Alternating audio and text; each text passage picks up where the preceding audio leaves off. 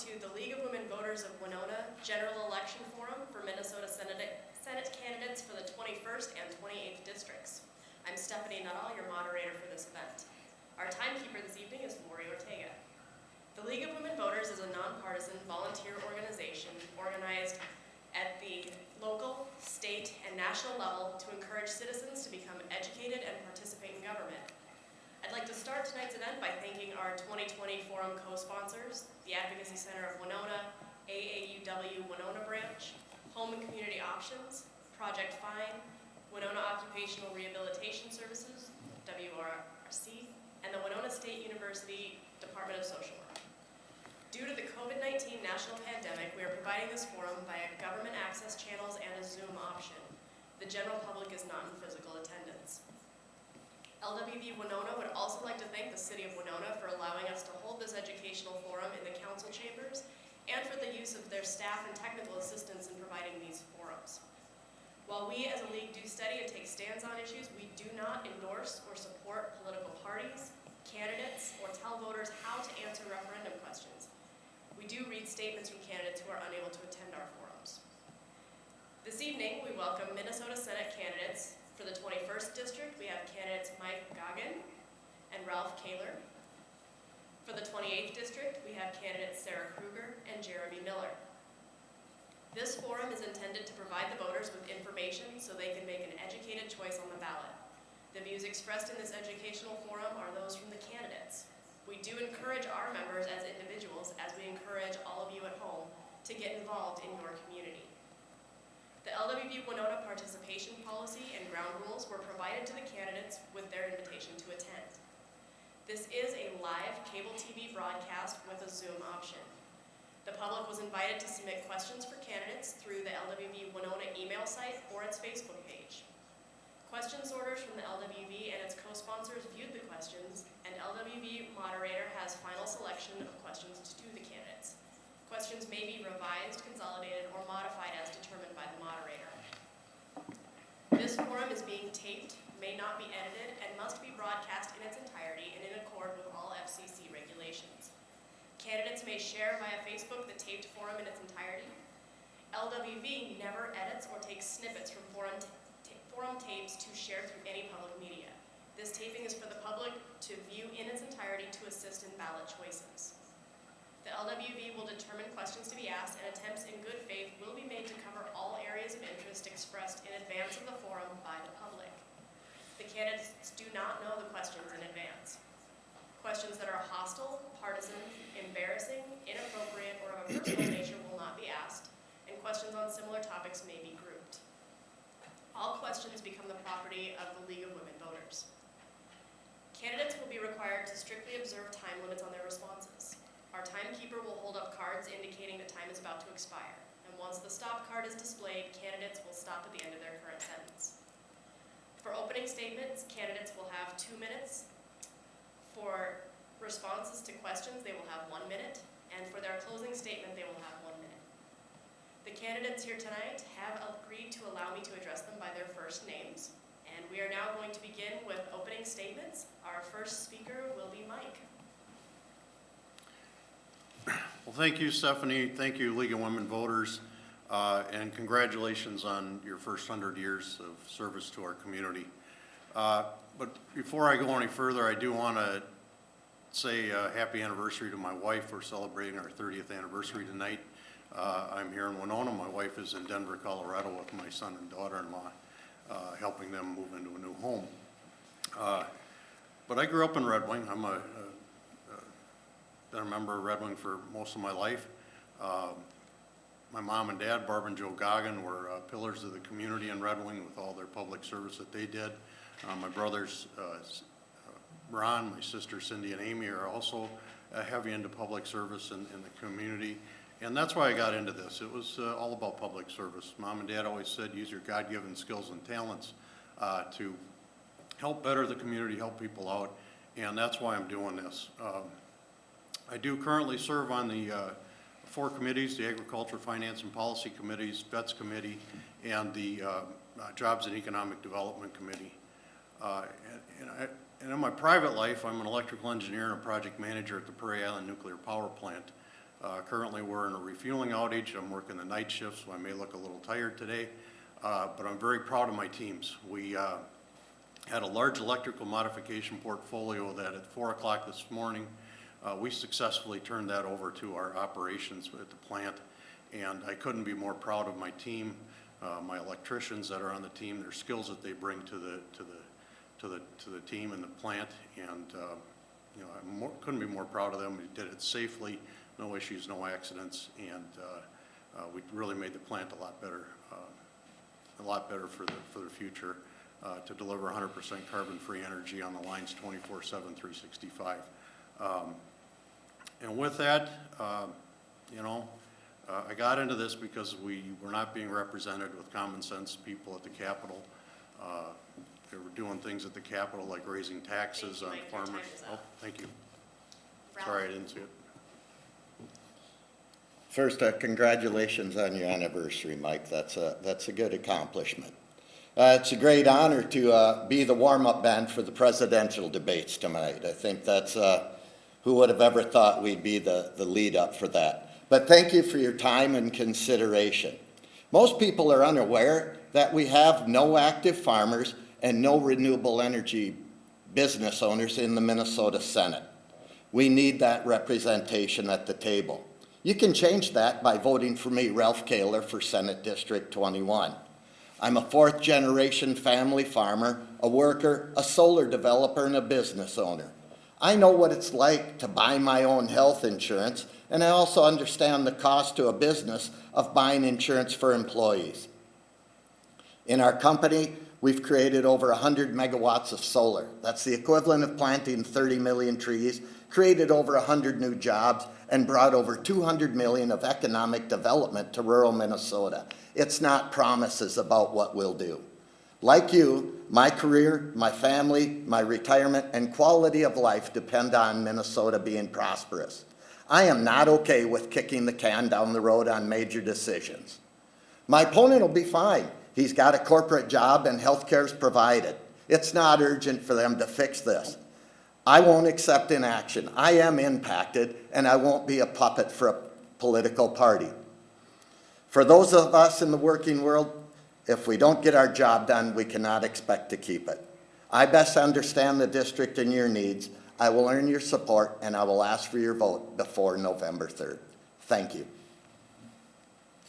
Sarah? A big thank you to the League of Women Voters for the opportunity to participate in this forum. I'm running for state senate because I believe that the people of Southeast Minnesota deserve representation at the Capitol that looks out for the greater good of our communities. Having been born and raised in Winona, where I live, and having family ties to Fillmore County, our communities are very near and dear to my heart. During these challenging times, I will work hard to make sure that the pressing economic concerns and health needs of our residents are being heard in St. Paul. I will stand strong in my commitment to progress on the fundamental issues that impact working families. And most notably, I will provide the kind of leadership that strives to unite people rather than divide them. True leadership is about knowing what you're doing and taking responsibility for it. Public servants are meant to serve a higher cause than their political parties. Serving our communities should be the end goal. We need to get back to a place where people's lives take priority over political games, and it's time to stop debating slogans and to start working towards solutions. We as Southeast Minnesotans are capable of coming together to find common ground on difficult issues. What we need is leadership that can do it, and that's why I'm running. Jeremy? Well, good evening. Thank you to the League of Women Voters and the co-sponsors for having us here tonight, and congratulations to the League on your 100-year anniversary. That's wonderful. As I travel the district and visit with constituents, people share their frustration with the polarization and extreme partisanship of party politics, especially negative campaigning. My approach is different, and my philosophy is simple. Listen to the people and work together to get good things done. During my time in the Senate, this approach has worked incredibly well, as we have accomplished many good things for our region and the state, including making healthcare more affordable, job growth and economic development initiatives, record investments in education, including early childhood learning and special education programs. I've worked successfully on some major infrastructure projects for our district, including Education Village, the Lanesboro Dam, Southeast Veterans Cemetery, state funding for a new veterans home, and 2 major bridge renovation projects. Working together with local constituents, we successfully added 4 diseases to the newborn screening list with the SuperGAV Act. We passed T21. We created the Rare Disease Advisory Council in memory of 2-year-old Chloe Barnes. We increased funding for nursing homes, mental health services, and disability service providers. And when the COVID pandemic hit, I got to work right away on bipartisan solutions. As president of the Senate, I helped guide the legislature's emergency funding efforts for hospitals, clinics, nursing homes, healthcare professionals. I also led the effort to make sure that our first responders, police officers, healthcare workers, and others on the front line had proper workplace protections in place. By working together, we are getting things done for southeastern Minnesota and the entire state of Minnesota. And I look forward to tonight's questions. Thank you, candidates, for your opening statements. We're now going to move on to the questions, and for our first question, we're going to start with Ralph. What makes you qualified to serve in the Minnesota Senate? Well, I believe everyone's qualified to serve in the Senate if they show some enthusiasm and they work towards building a better state. I've been promoting Minnesota for decades. If you remember when Governor Ventura went down to Cuba, the farm family that negotiated with Fidel Castro, that's our family. We've opened up trade with multiple countries. I've testified before the U.S. Senate on behalf of Minnesota, and I've also testified in front of the Minnesota House and Senate. We've been promoting Minnesota for decades, and it's where my entire life, my career, my family, everything I have depends on Minnesota being prosperous. Just like the citizens here, I will keep building and working to make Minnesota better. Sarah? I think having a true commitment to serve all of the individuals in our district, it qualifies a person to serve in our Senate. We are living in a very divisive time in which politicians feel that they place party politics as something that's more important over finding common ground. I have experience as a small business owner and working in marketing with medical professionals, and I have done that largely on my own by building my own consulting small firm for that. I think people in our generation want to step up to the plate and to start helping create solutions that are affecting our communities, and this is why I've decided to run for office. Jeremy? Thank you for the question. There are 3 things that I can think of that make me qualified for this position or have helped me be successful in this position as a state senator. Number 1, being a small business owner, and our business is a 4th generation family owned and operated business with employees. Running a business with employees, I think, is incredibly helpful in this position as a state senator. Number 2, my educational background.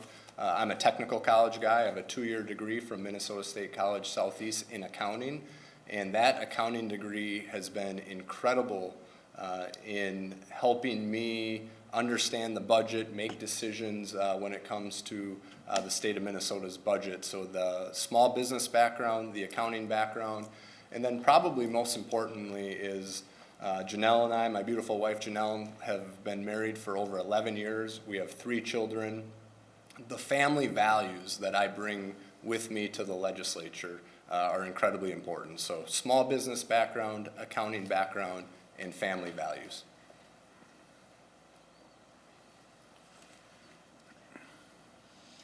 Just so everyone's aware, there's a little Zoom break right now, but we're still live on TV, so we're going to keep going, and we will get back to Zoom here shortly. How about Mike?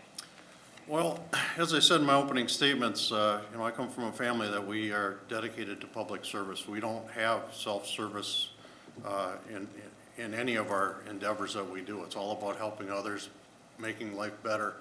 It comes down to leadership and integrity. As a project manager at the power plant, I'm working with my teams constantly and building the rapport and doing the research and finding the common sense solutions. I do that every single day. And I'm very proud of that work that we do, and that's what I bring to the Capitol. Constant need to better our communities, better ourselves. And that's what I do.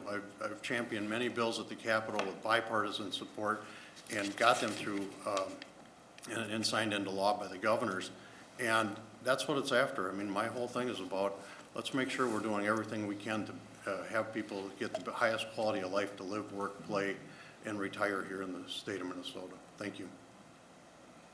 All right, for our next question, we're going to start with Sarah.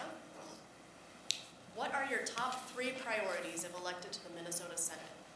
My number one priority is education. I truly believe that that is the foundation that builds the rest of our society. We need to be investing in our students because that is the future of our economy. We need a fully funded public school system, K through 12, including preschool as well, in order to build a strong economy and make sure that we are prepared to have resilience. I also am a strong advocate of a buy-in option to Minnesota Care in order to make sure that we have healthy communities. Right now, we are living through a pandemic that we see that the health and well-being of our neighbors, of our friends, of our family is a priority. And then the third area that I will be focusing on is the environment. This is something that I believe that we can transition to by modernizing our infrastructure, which will create job growth while also mitigating the effects of climate change. Jeremy? 3 priorities that I will continue to work on. Number 1, jobs in the economy. Job growth in workforce training and economic development is critically important to the success of the people in the state of Minnesota, and it also drives the state budget. When our economy is strong and successful, our state budget is strong and successful, which leads me into my next priority, which is healthcare. We've made significant progress on lowering the costs of healthcare in the state of Minnesota by stabilizing the health insurance market, by passing prescription drug price transparency, and by making insulin affordable for all Minnesotans. We wouldn't have been able to do those things without a strong economy. And third is education. E12 education, early childhood learning through 12th, as well as higher education, will continue to be priorities for me. When it comes to E12 education, we made record investments in education during the last budget cycle, and we made significant investments in higher education, and I will continue to focus on those areas. Mike? Well, with this COVID that we're dealing with and how it's changed our world, and it's changed how we have to approach going forward with our economy and with the state. Nothing's more important right now than Social Security income for so many people. That's basically a lot of people's in the retired community, their only income. The state of Minnesota currently taxes that. Fortunately, I've been able to get 2 cuts at the Social Security income tax since I've been at the Capitol. As long as I'm there, I will continue to go at that till we get rid of the income tax on that. Jobs in the economy, but broadband. Anything more important right now is broadband for our rural communities, especially down here in southeastern Minnesota.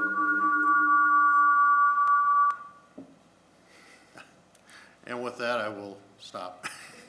Thank you. Ralph? You want to read the question again, please? What are your top 3 priorities if elected to the Minnesota Senate? All right.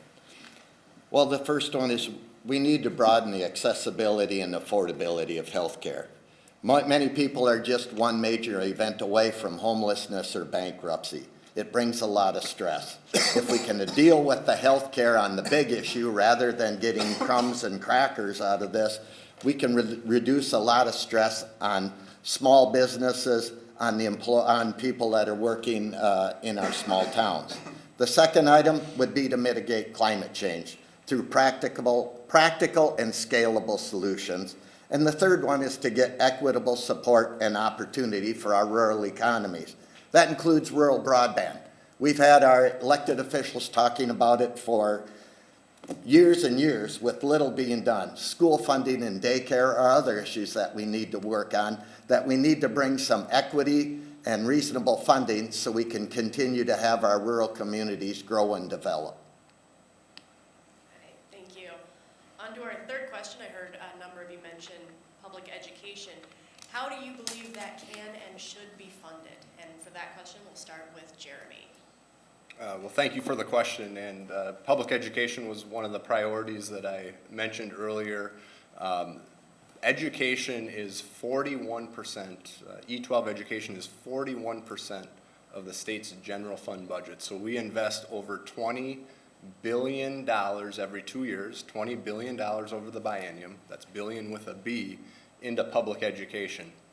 What I was most excited about and what we worked incredibly hard during this last budget cycle was not only to increase funding on the education formula, which is very important to school districts across the state of Minnesota, but we also made significant investments in early childhood learning programs as well as special education programs. And there are two school districts in our Senate district that the special education cross-subsidy funding was incredibly important to, and that was the Winona Area Public Schools and La Crescent-Hoka Public Schools. And I thank both those districts for working together with us as legislators to make sure that we were able to increase funding for special education programming.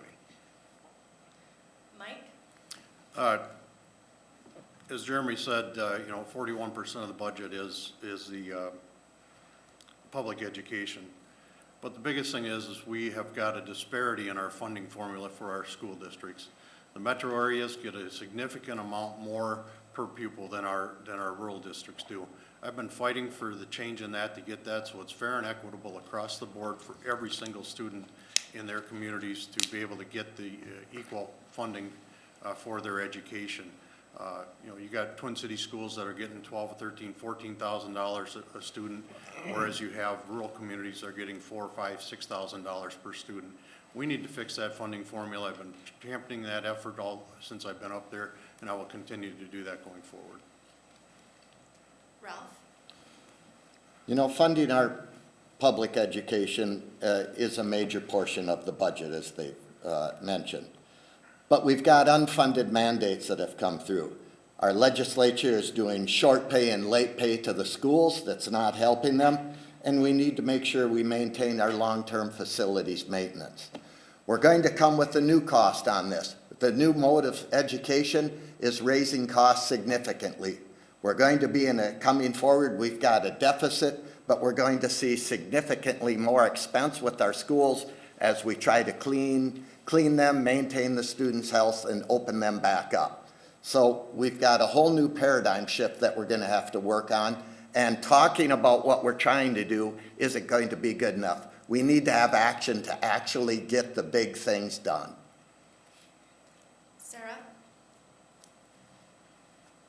We are incredibly fortunate in the state of Minnesota, thanks to our wonderful educators, to always rank top nationally. But at the same time, we also have one of the largest achievement gaps in the country.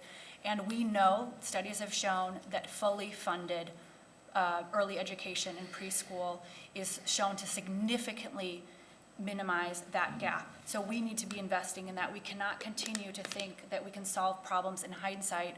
We need to work on solving them at their source. Another issue with public education, our state has agreed to fund 2/3 of the cost of higher education and does not do so. Student loan debt is crippling to many young people, and not just right when they graduate. They carry on that debt load for 10, 15 years. Our state needs to be funding public higher education to the degree that it has promised to do so. Right. For our next question, we will start with Mike. How can the Minnesota Senate provide support for LGBTQ individuals in our state? We currently are doing that now. I mean, that's all part of the state statutes and the laws of the country to have equal opportunity. I don't look at people of LGBTQ or anything else any differently than I do myself or other people. I was always raised to make sure that you treat people with respect, you treat them with dignity, and you accept people for who they are. I have many friends in the LGBTQ community. When I went back to school to get my engineering degree, my lab partner and one of my best friends, she was LGBTQ, and I don't see why we have such an issue with that. They're human beings. Let's treat each other like we want to be treated. And I love and respect everybody. That's how I was raised, so. Ralph? You know, I think part of the problem with the LGBTQ community being treated right is the denial that a problem exists. If you ask most of the people in that community, they won't say that they're treated fair and equally. We need to change that perspective. Part of the first thing is by leadership, and like I said, we have to admit we have the problem, then we can start dealing with it. We need to provide access to them and create where progress is based upon performance and not limited by physical attributes, sexual orientation, or the color of our skin. So it's some basic things that shouldn't have to be, that shouldn't occur, but they do. And we need to keep working towards improving the acceptance of those people for who they are. Sarah? I just want to say that conversion therapy is not therapy, and any of our legislators who have supported maintaining that in our state, that's not acceptable. It's really easy to jump on the bandwagon now that it's become somewhat more of a popular decision to take, but that's not leadership. That's cowardice. And standing up for what's right, you need to do it when it's an unpopular and it's a tough decision, because you're making sure that you're protecting the human rights of other people. Jeremy? Thank you for the question. I was brought up in a family where we were taught the values of hard work, respect, and honesty, and that we should treat everyone equally and fairly. And those are the same values that I bring with me to the state legislature. And I believe that all Minnesotans, we should be treated equally and fairly, just like the values that I was brought up on. And I'm really happy that my opponent brought up conversion therapy, because there's been some misleading information about my position on conversion therapy. And I met with some local constituents back in 2019, so over a year ago, on this issue, and discussed it, and I shared with them that I supported a bipartisan effort to ban conversion therapy statewide. I stand by that position, and I still support a bipartisan statewide ban on conversion therapy. We were making progress on that. There was legislation introduced earlier this session. However, the COVID pandemic hit and unfortunately delayed that. So thank you very much for bringing that up this evening. Thank you. Thanks. That was good. For our next question, we'll start with Ralph. What is your position on the state of Minnesota providing assistance to Winona County in funding its needed jail? If so, how? And if not, why not?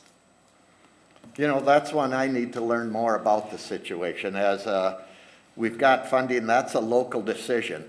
The state, we're assisting with that it would be led on the local level. And like I said, there's a time when I need to learn more about the situation before I can give a solid answer. Sarah? My opponent authored and introduced a bill for updating the Winona County Jail, and he voted against his own bill. I think that when we have a jail that has been outdated, and especially regarding the fact that it needs a youth holding facility, this makes it not only unsafe for our jailers, but unsafe for the individuals who are there at that time. We need to make sure that we are providing funding for that. It is an important issue. The amount of money that the Winona County has to spend then to other counties, such as Houston County, to pay for beds, whether we are utilizing one or 15 a day remains the same. And so that is an unnecessary waste of our taxpayer dollars that could be going to having a proper facility here in Winona. Jeremy? Thank you for the question. It's really unfortunate when you have a candidate for a Minnesota State Senate who has their facts wrong. And my opponent's facts are wrong. The bill that I introduced was for an addition, a juvenile detention facility, which would be an addition to the jail project that was already voted on locally by the county commissioners. So the state legislature had no say in the jail project. The county board voted to proceed with the jail. What Winona County asked Representative Plowski and I to introduce was basically an addition to that jail, a juvenile detention facility, which I did introduce a bill for that.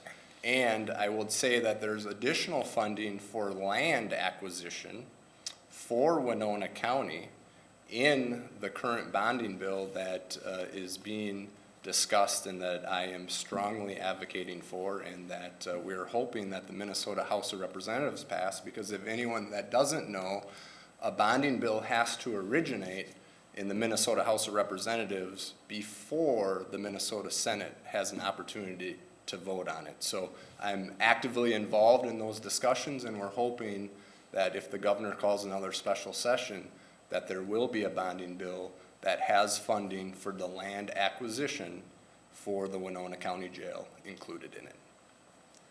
Mike? Well, that's a local decision. That has been stated by other candidates here. It's already in process. It's already approved. Myself, I want to make sure that we have a safe environment for those folks that have committed wrongs, and they get the needs, and they get their issues dealt with, and we make sure that we have the youth detention programming for those kids, and then we have to have safety. It's all about safety of the inmates, and it's also about safety of the officers that are in the jail themselves, maintaining those facilities. But it's a local decision. It's already been made. And if we can get a bonding bill through the House and then get it over to the Senate, I'm all in favor of making sure that we get the dollars out to the Winona County to help get that jail facility implemented, because that's what they've decided to do. All right, our next question will start with Sarah. Should the minimum wage be set at the local or state level, and do you believe it should be increased? Why or why not? I believe in a decentralized government when we're talking about issues like minimum wage, and co-authoring a bill that against Hennepin and Ramsey County, like my opponent did, to not allow them to establish their own minimum wage when we know the cost of living in a place like Hennepin or Ramsey County is significantly higher than counties like Fillmore or Houston. And also then being able to establish their own paid family leave. I think that these are issues that we need to be dealing with on a local level, because we do have regional economies, and recognizing those differences is important. Jeremy? Thank you. I believe the minimum wage should be set at the state level, along with other workplace mandates. In talking with many local businesses, especially those businesses that have jurisdictions in different municipalities throughout the state of Minnesota, they express some major concerns about having different workplace safety rules and regulations done by each city or each county, rather than one by the entire state of Minnesota. So I support a statewide minimum wage, not a patchwork of cities and counties setting their own minimum wage, making it incredibly confusing, especially for small business owners and those who have locations in multiple different municipalities. Mike? I'm going to echo Senator Miller's comments, because I've talked to numerous businesses within the district, large and small. When you're larger businesses, yeah, they tend to have the ability to be able to implement those different minimum wages across the state and across the country, for that matter, and across the world. But when you talk to our small business owners, they are really struggling now. This COVID has really got them struggling even worse. And to put that mandate on them to have to be able to determine when they're in one jurisdiction or another jurisdiction, how they make sure they get that pay for their employees, it's very, very difficult, very, very costly for them. And lastly, it impacts the jobs for employees. Because a lot of these small businesses are saying, you know, we're gonna not hire these additional workers because we can't afford to do that. And so it really impacts the small businesses, especially in how they're gonna go forward with their business in the future. Ralph? Well, I think that's interesting when we have a member here, but I think people need to be able to earn a living wage when they're working full-time. So we do have a federal minimum wage, we have it at the state, but for some local entities, if they want to raise that and they get the buy-in from their community, I believe we should have local control. We have people sitting up here that say we want to keep people from having a minimum wage change on a local level, but yet for permitting, we have differences by township, by county, by state. We have to meet the state rules for that, then we can raise the levels for county. We have that in many instances, and our government seems to work well and perform well. But for some reason, when it comes to those on the lowest economic scale, the people with the least amount of voice, they are being left behind. We got Fortune 100 companies that are in Minneapolis paying less than $15 an hour to employees. I believe they should have to pay more because they can afford to. It's not going to affect them if the local community buys into that situation. Thank you. Moving on, next question will start with Jeremy. It has been a challenging year for providers of services services for individuals with disabilities, both financially and following DHS guidelines. How will you ensure that people with disabilities will remain a priority? Well, supporting our most vulnerable Minnesotans, especially people with disabilities, has been a top priority for me in the Minnesota Senate. We've worked very closely with local organizations that provide services to people with disabilities. Number one, we increased funding to home and community-based services, so organizations like Home and Community Options, so they can provide more and higher wages to their employees, the staff that care for people with disabilities. We provided regulatory relief to those same groups so they can save money by having less regulations on them. Organizations like ORC benefit from the Extended Employment Program. We had record investments in the Extended Employment Program, which provides job opportunities for people with disabilities. And just recently, as President of the Senate, when I was leading the legislature's emergency funding efforts during the COVID pandemic, we increased funding by $30 million to disability organizations to help them during these incredibly difficult times. I will continue to support our most vulnerable Minnesotans and Minnesotans with disabilities. Mike? As human beings, we have to take care of those who can't take care of themselves. And that's the right thing to do. I have a cousin of mine who's in one of these homes, and without the love and care that he gets from those care providers there, he wouldn't have the quality of life that he has, and they're like family. I remember when his mom passed away, and my aunt, and they were all there at the funeral and supporting him and his family and the rest of us. I have been a huge supporter of making sure that we fully fund these folks and we get them the resources they need, and I am all in favor of making sure we're funding them to the highest extent possible. Last couple of years, we've had people at the Capitol who tried to take money away from those folks, and that's the wrong thing to do. And so I will continue to support those organizations to make sure that they have the money that they need to provide the services that are so desperately needed by these folks who need it. Thank you. Ralph? You know, as we move forward, we're going to have more demands on our services. All areas of the state are going to be facing increased needs, and we have a whole new subset of people that are disadvantaged, particularly in our senior homes where they can't get out and visit. They're looking for social interaction. We're going to have to vigilantly or diligently maintain our support for the disabled people and those with special needs. We're going to have to watch for that. With our deficit, we're not going to be able to tax our way out of it, but we can't cut spending in these areas where people need extra support and services neither. We're going to have to move forward with a combination of efforts, and we're going to have to get feedback from those who are in need of the services. They're the ones that are dealing with it every day. If they see a deficit area, they need to bring that into us at the legislature so we can deal with it and help fix the problem if it's not being taken care of on its own. Sarah? As Goggin had mentioned, there are individuals in our Senate leadership that have tried to cut funding significantly for our disabilities community, and that luckily did not go through.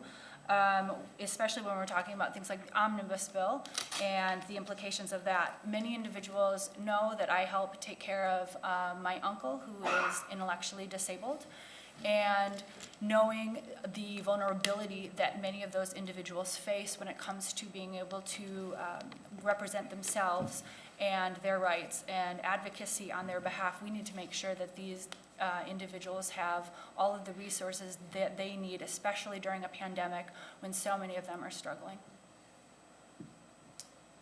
Our next question will start with Mike.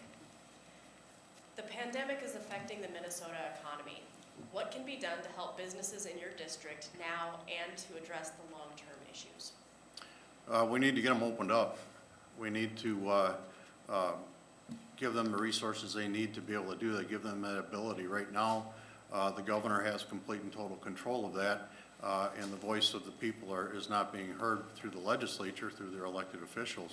I can tell you the businesses and the restaurants I've talked to, and I do a lot of, I make it a point to go to the restaurants and do takeout when I can.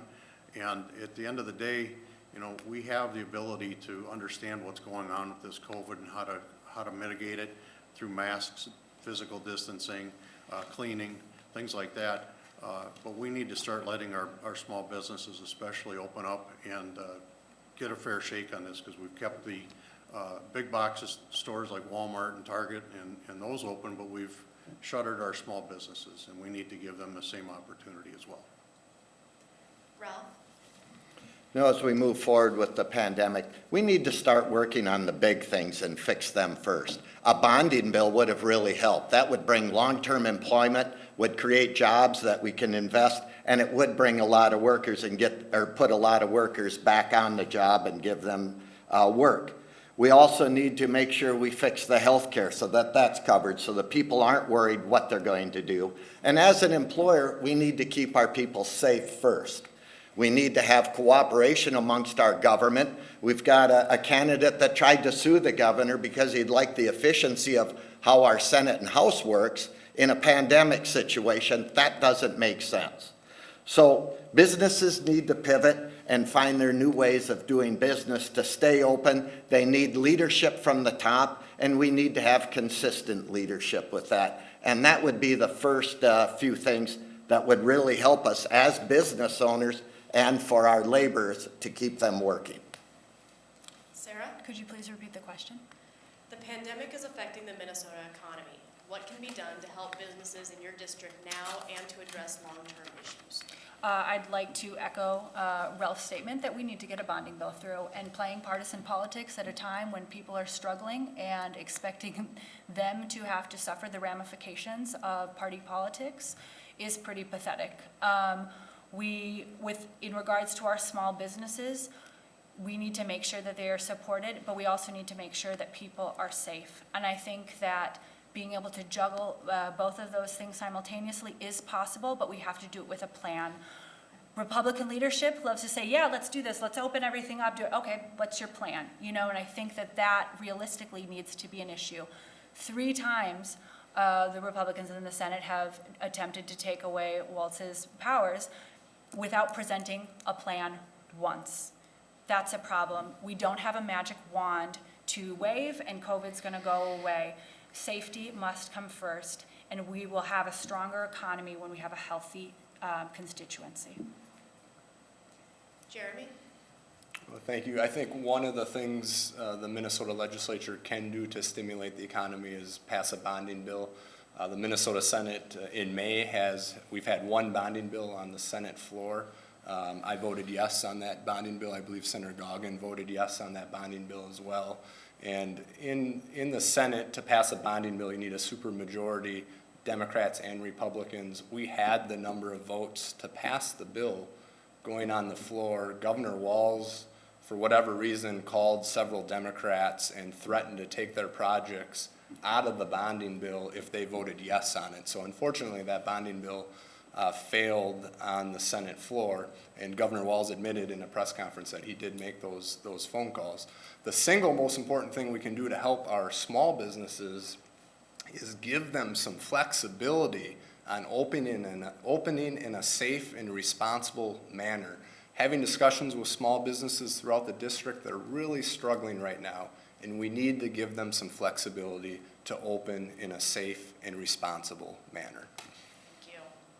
All right, I think we're running a little short on time. We're going to have one more question before we move on to our closing statements. And for our final question, we will start with Ralph.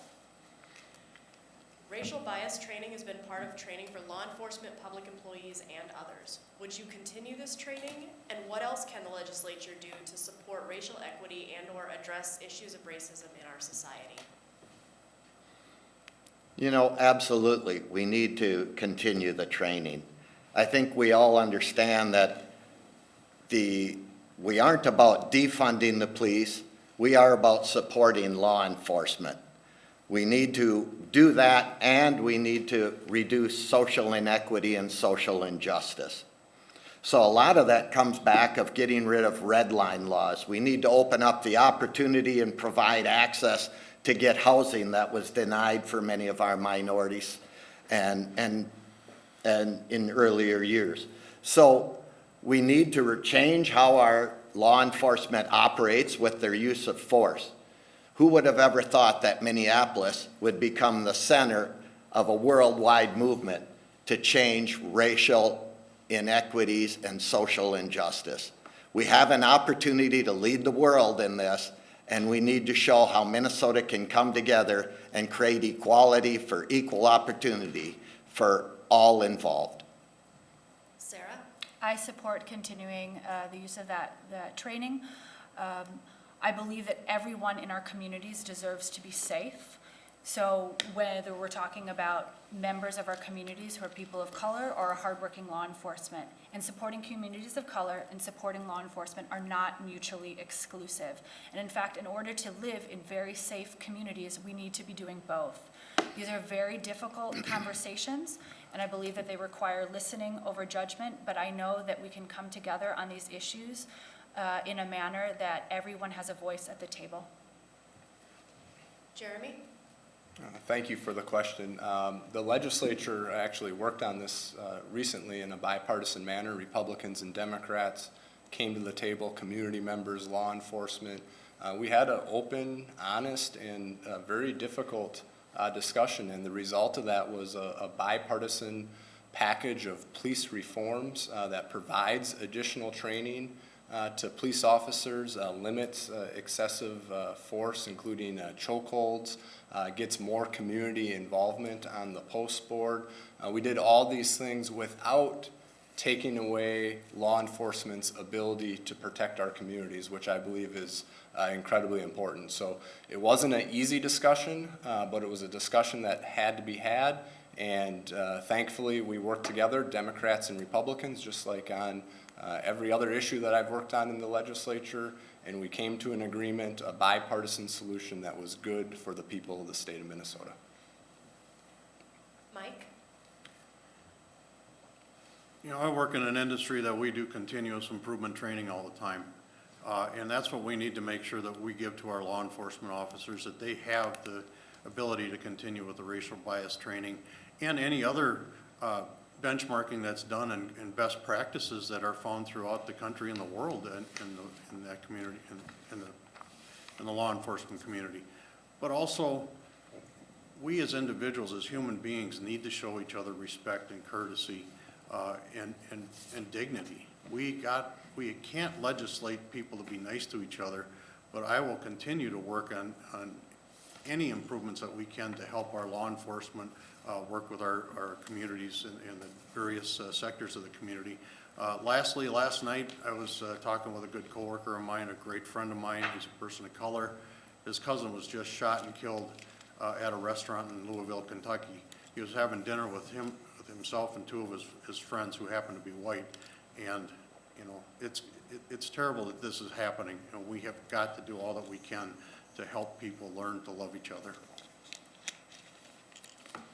And that's all the questions that we have time for tonight. Unfortunately, there were many others submitted that we could not get to.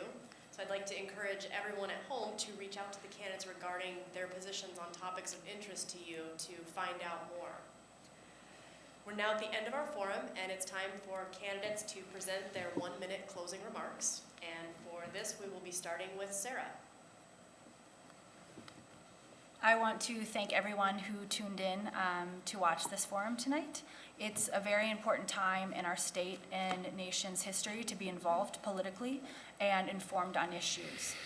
This is also a very difficult time for people in our communities, and I want you to know that I'm here to listen to your concerns, and I look forward to the opportunity to serve our communities to help make a difference in people's lives. Thank you.